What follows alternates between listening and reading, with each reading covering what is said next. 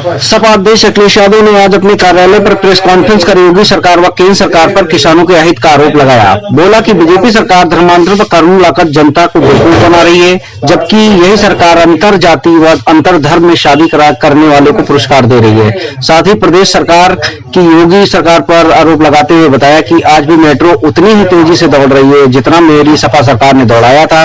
अखिलेश ने कोरोना पर भी सरकार को घेरते हुए बोला कि बीजेपी सरकार कोरोना के आंकड़ों को छुपा रही है, सही आंकड़े जनता को नहीं दे रही है। लखनऊ से प्राइम टाइम न्यूज के लिए सौरभ जोशी की रिपोर्ट।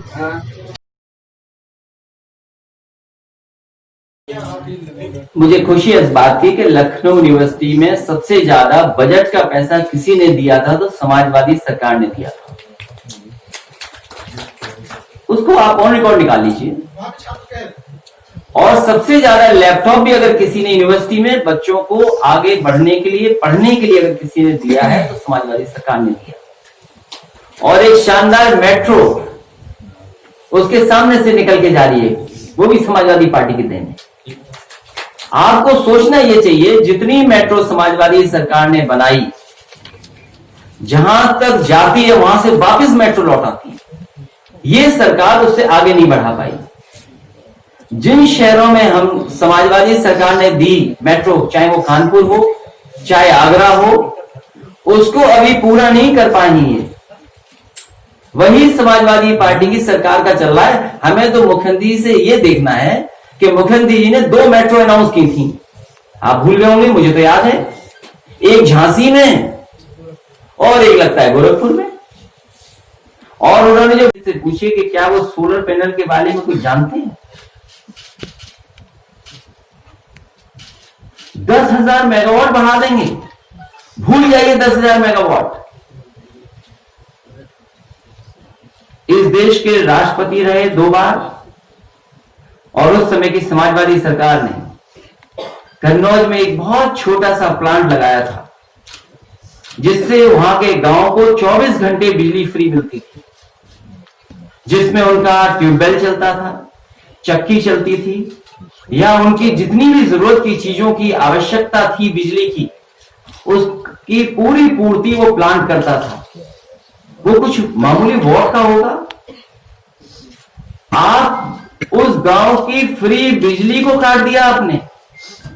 आपकी जिम्मेदारी ये होती कि जो समाजवादी पार्टी की सरकार ने वो व्यवस्था लागू की है, अगर वो अच्छी व्यवस्था है तो पूरे उत्तर प्रदेश में क्यों नहीं फ्री बिजली दे पा रहे हो।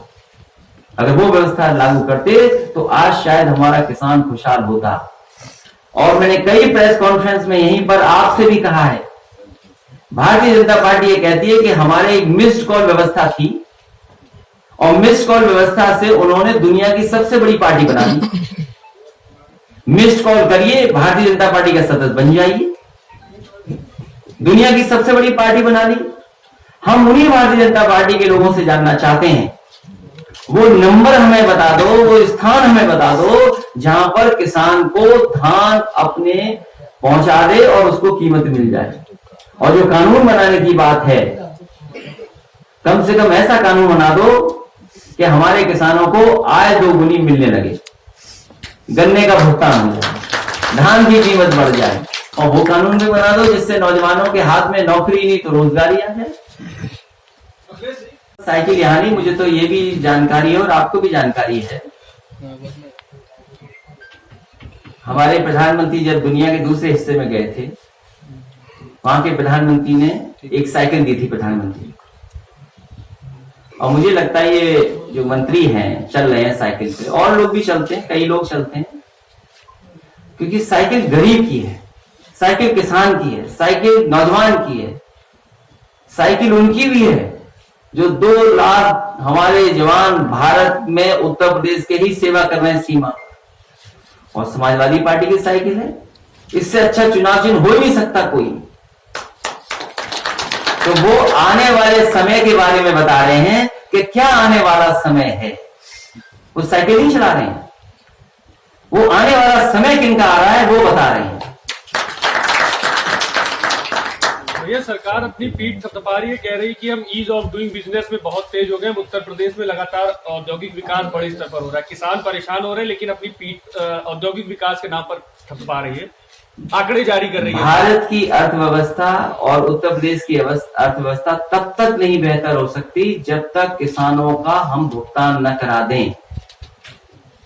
किसानों की आय जब तक नहीं बढ़ेगी, आप कोई सपना पूरा नहीं कर सकते।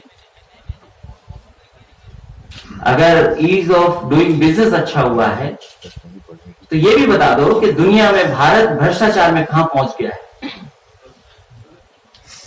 और फिर उत्तर प्रदेश का भी नंबर कहीं ना कहीं होगा। जब कस्टोडियल डेथ में सबसे ज्यादा ऊपर नंबर है हमारा, फेक इनकाउंटर्स में हमारा नंबर 1 है, और जिस तरीके से अन्याय हो रहा है लोगों के साथ, पॉलिटिकल लीडर्स के साथ, एक नहीं बड़ी संख्या में मैं कह सकता हूं झूठे मुकदमे लगा करके। अब कल एक मिठाई वाला